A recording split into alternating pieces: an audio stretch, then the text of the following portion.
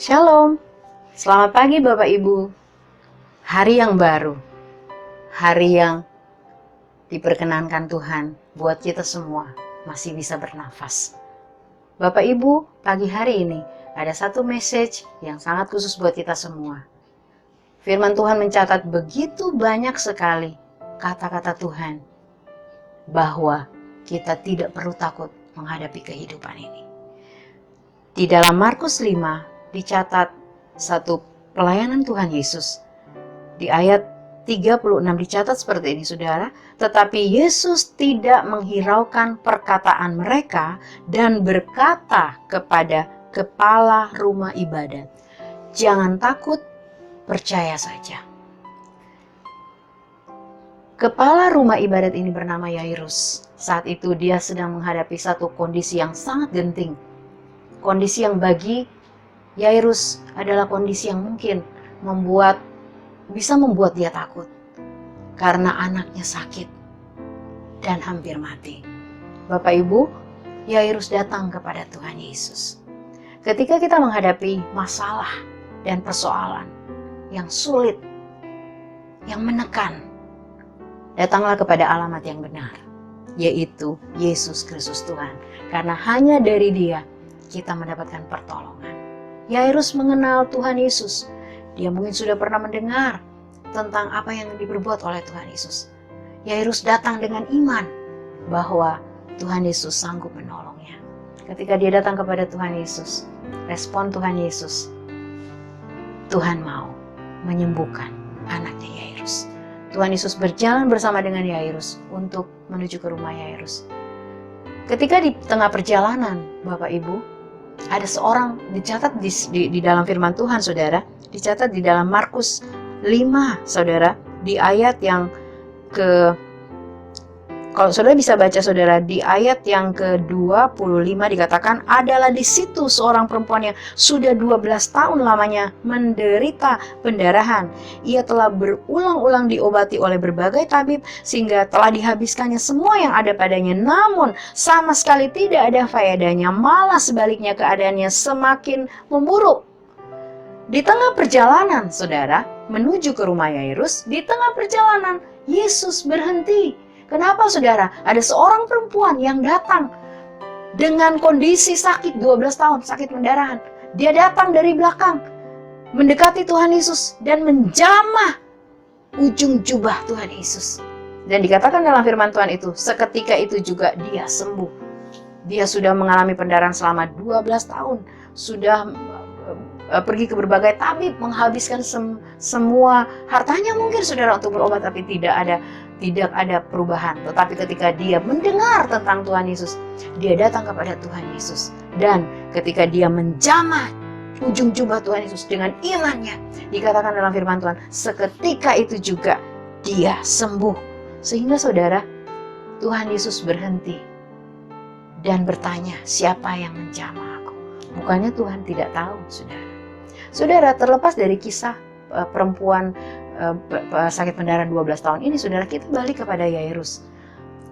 Kondisi ini, saudara, terjadi ketika Yesus dan Yairus sedang dalam perjalanan menuju ke rumah Yairus. Saudara, di tengah perjalanan Tuhan Yesus berhenti. Bukankah, saudara, seringkali di dalam kehidupan kita merasa sepertinya pertolongan Tuhan tertunda bagi kita. Sepertinya pertolongan Tuhan itu terhambat. Bapak Ibu, jika hari ini kita melihat bahwa doa kita belum dijawab Tuhan, itu bukan doa kita tidak dijawab. Tetapi ada sesuatu yang Tuhan sedang rencanakan bagi kita. Adalah supaya iman kita semakin kuat. Tuhan melatih kita, saudara. Mungkin kita merasa ini adalah delay. Kita di-delay. Semua apa yang kita harapkan mungkin hari ini belum kita lihat kenyataannya. Bapak Ibu, Yairus mungkin ada di posisi yang harusnya dia merasa kecewa. Kenapa Tuhan Yesus berhenti di tengah jalan? Anak saya sedang sakit parah dan hampir mati. Tetapi, saudara, Di dalam firman Tuhan ini, saudara, di dalam Markus 5, kalau saudara baca, Yairus tidak berkata sepatah kata pun. Tidak dikatakan di situ Yairus berkeluh kesah. Tidak dikatakan Yairus kecewa karena Tuhan Yesus berhenti. Yairus tetap punya iman. Saudara, iman kita yang kuat melatih kita untuk terus berjalan menuju destiny Tuhan, untuk terus berjalan menuju rencana Tuhan dan tujuan Tuhan buat hidup kita. Seluruh tujuan Tuhan dalam hidup kita adalah demi kebaikan kita. Bapak Ibu, kemudian ketika mereka menuju ke rumah Yairus, sebelum sampai ke rumah Yairus, orang-orang menghampiri Tuhan Yesus dan Yairus dan mengatakan bahwa engkau tidak perlu menyusahkan guru lagi karena anakmu sudah mati. Kondisinya anak Yairus sudah mati, dan ketika mereka tiba di rumah Yairus memang anaknya sudah mati. Tetapi Bapak Ibu, jika Bapak Ibu membaca ayat-ayat selanjutnya, dikatakan di situ, saudara, seperti yang kita baca di ayat 3 tadi tuh, saudara, 36, dikatakan seperti ini, saudara, ketika Tuhan Yesus datang dan orang-orang mengatakan bahwa anak Yairus sudah mati, Tuhan Yesus mengatakan ini kepada Yairus, saudara, di ayat yang ke-36, tetapi Yesus tidak menghiraukan perkataan mereka dan berkata kepada kepala rumah ibadat, jangan takut, percaya saja. Saudara, ada kalanya, saudara, atau bukan ada kalanya, saudara, kita harus belajar, saudara, untuk lebih mempercayai perkataan Tuhan daripada perkataan dunia ini, daripada perkataan orang-orang di sekeliling kita yang mungkin mereka mengatakan, sudahlah, berhenti saja punya iman kepada Tuhan, tidak ada gunanya, tidak ada pertolongan Tuhan.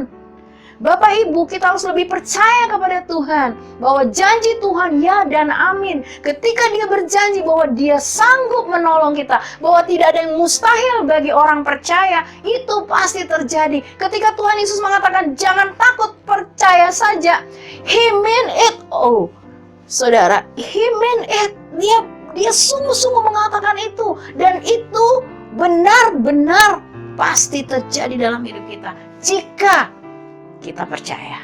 Saudara, Yairus percaya. Dan ketika Tuhan Yesus datang, Tuhan mengatakan kepada orang-orang yang dibawa oleh Tuhan Yesus masuk ke dalam kamar dari anaknya Yairus. Hanya beberapa orang pilihan, orang yang benar-benar memiliki iman. Saudara, mari masuk dalam golongan orang-orang yang dipilih Tuhan untuk melihat mujizat.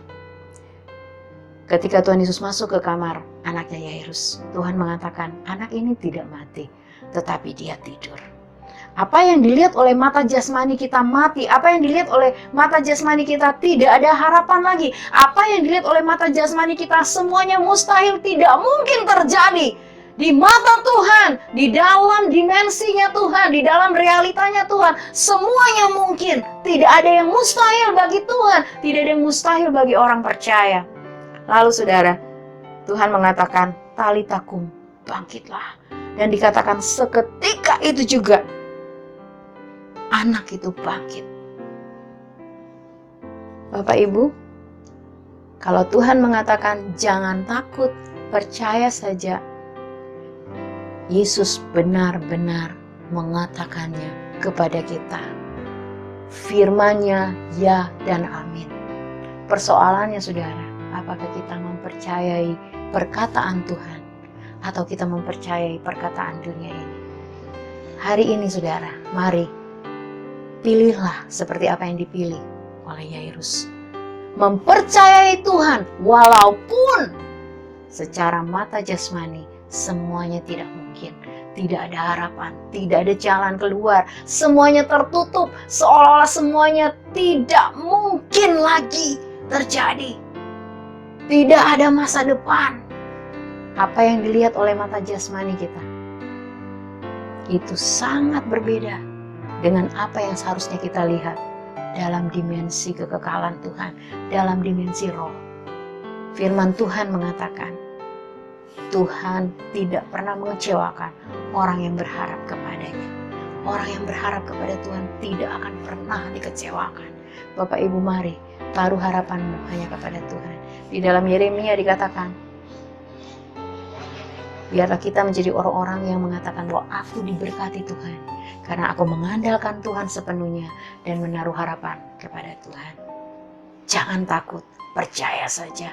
Sesulit apapun kondisimu hari ini, tetap percaya, dalam Tuhan ada jalan keluar.